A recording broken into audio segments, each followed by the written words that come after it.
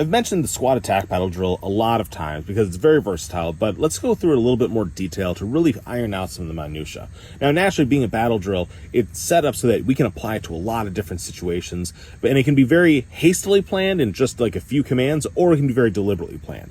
So let's say in this situation, we're doing a movement to contact, and suddenly we take contact from the front, and we lay down heavy suppressive fire with our supporting element. Squad leader comes up and says, yep, go ahead, support them from this location. Fire team and machine gun team laying down heavy fire. We have fixed and suppressed the enemy. Now he's going to take his other fire team, and we are going to flank. These guys are going to come around over here, and they're going to get into a flanking position. Now, this is what we've talked about so far. Support by fire, flank, assault, makes sense. This is fairly straightforward stuff.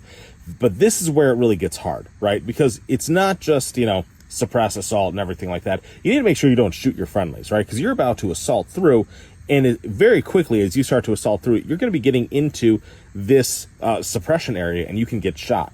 So the squad leader needs to have really good fire control techniques, and he needs to initiate the assault and let these guys know that they are going to assault so that they can start shifting fire. The first thing is to shift fire, and he will command, shift fire via radio. Maybe it's a whistle.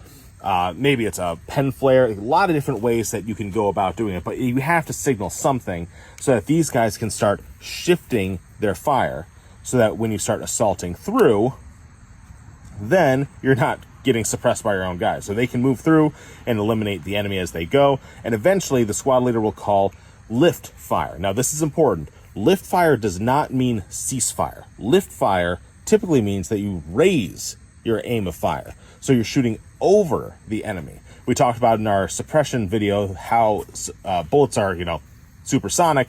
They will still have that ballistic crack, and they will still have a suppressive effect, even if the bullets are not impacting right in their faces, right? So lift the fire a bit so that the enemy can get even closer while they're still suppressed. And then eventually the assaulting team will get to the other side, and they will call LOA, which means limit of advance, right? LOA is their cue to cease fire. And then at this point, the enemy should all be dead or at least neutralized on the objective. Now, once they have called LOA, these guys are going to do their own assault, and they are going to bound forward, pushing past, and they are going to be, clearing bodies. They're going to be making sure that everything's actually dead on the objective, right? Now, once they get to their limit of advance over here, now we're going to reconsolidate. Squad leader makes sure that everybody gets good security. Machine gun team goes where it needs to go. And everybody has good 360 security on the objective.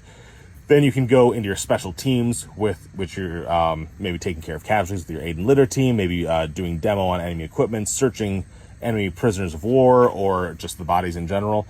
All the stuff that needs to happen on the objective before you can get up and move on to the next objective, right?